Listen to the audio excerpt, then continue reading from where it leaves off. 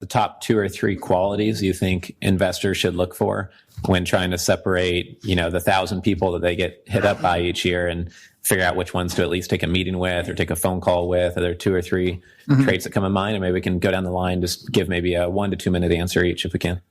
I think we're on the side where we're actually pitching people. So we do get pitched a lot of stuff, but we're pretty focused on our own business. And our focus is really in the Midwest right now in suburban office space. It's not because that's our specialty. It happens to be our specialty right now. But, so we think from the investor perspective, because we consider ourselves not really as a management company, but firstly as investors. So we think, what would we want in an investment company?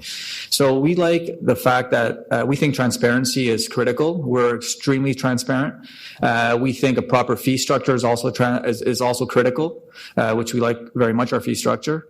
And we also think the experience, our team has a lot of experience on it. So that's what I would tend to look for: transparency, experience on the team, track record for sure, and a proper fee structure. I think if you can get all that in someone as a co-investor or as a manager, that's easier said than done, I suppose, but that's what we strive for. Great. What qualities do you look for, Chris, with your team? Yeah. So, I guess the biggest one is the people. And, for better or for worse, we've had a lot of luck just investing through people we were introduced to directly or were already new. We're probably outgrowing that, or starting to, but, just a high quality, reliable, all the traits you would think of. And then, why is this an opportunity?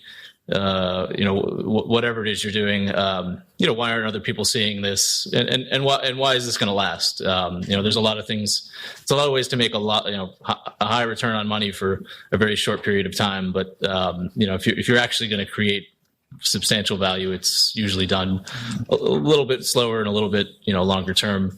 And then other than that, just is it easy to understand? Because there are a lot of people, a lot of very smart people, funds like Two Sigma and whatnot that make money, but I couldn't tell you how they do it, and they'd have a hard time explaining it to you. So that's just a little kind of goes over our head, and we're happy with that.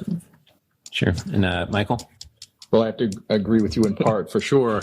We follow our due diligence process for managers has 5 pieces, and they're all P's. We call this the 5P method. The first is, who are the people, right? Who are the people? What are their backgrounds? Do you have the right people? Do you have the right people in the right places? Do you have enough people, right? Do you have somebody who's the chief whatever officer, right? Do you have the right people in the right places at the right time? So that's the first piece, people. The next is processes. What processes does the fund have, or does the manager have in place? How do you pick investments? How do you kick investments out? What are your processes? Are they written down? Do you follow them? So we have people, processes. The next piece is performance. What has your performance been? Not is it 20%, but what is it? Does it make sense to us? Is it repeatable? Can we understand it? Does it fit with the risk that you're taking? So we have people, processes, performance, plans. What are you going to do next? Right, what's your plan? Is your plan to go buy a sports franchise? Okay, well, you're immediately out, right? What is your plan? I mean, this has happened before, for sure, I promise you. And then the last P of the 5P method is platforms. What platforms are you running to manage your business? Are you running your business on an Excel spreadsheet? Right? Or do you have the state-of-the-art platforms that help you manage, risk manage, do all of the things that you need to do to manage your business? So those are the 5 things that we look at. It's the 5P method. It's people, processes, performance, plans, and platforms.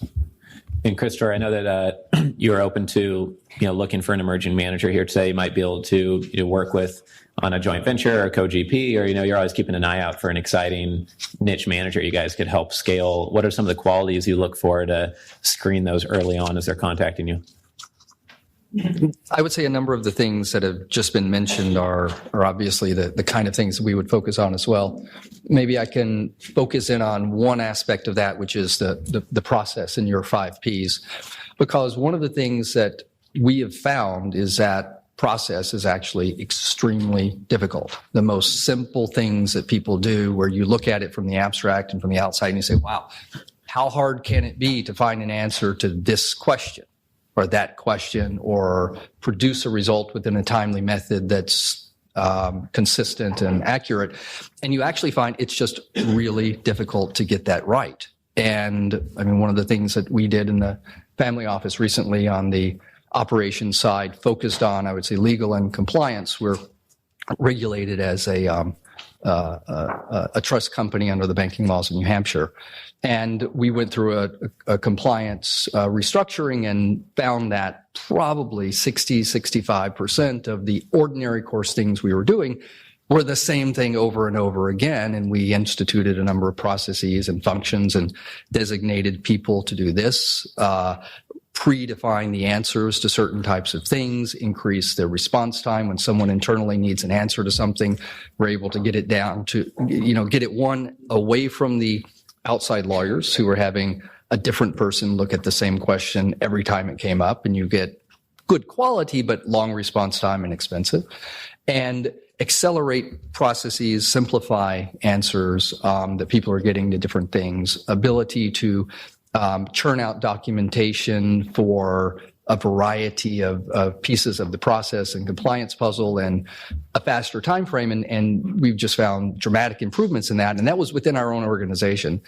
And the other thing we found is that even with us managing it, it is really, really difficult to get right and get the right people doing stuff. So I have a heightened focus on that at the moment, both from an efficiency, but also most importantly, the processes is what tends to guarantee accuracy in what people are doing and the avoidance of mistakes. Because in particular, when you're dealing with a variety of investments, if you move outside of the liquid investments, in particular into the illiquid investments where they're diligence heavy and documentation heavy, and you find in administrative reviews, back-end administrative reviews of the process that people went through, incredible amounts of errors. And the other focus or approach that we have to that is that we don't look at places and people and processes and say, oh my God, they made a mistake. We found an error. This is a problem.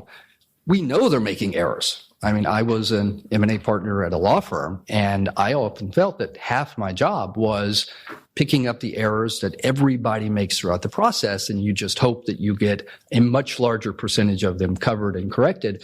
And you have to go into this with the assumption that errors are ordinary, they're regular, they happen all the time, and your job is to create a process that reduces the percentage and number of those that occur. And when you go in with that attitude, you avoid blame, accusations, and you avoid people diverting attention away from that as an ordinary course of the corrective process.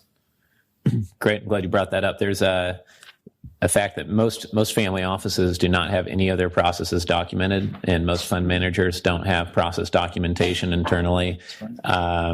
And I think there's a book called Work the System, which is written by Sam Carpenter, and he lays out a system through which you can document at least your core critical processes in each division of your business, whether you're a family office or a fund manager, and have those documented and upkept by your team so that you do things in a systematic way.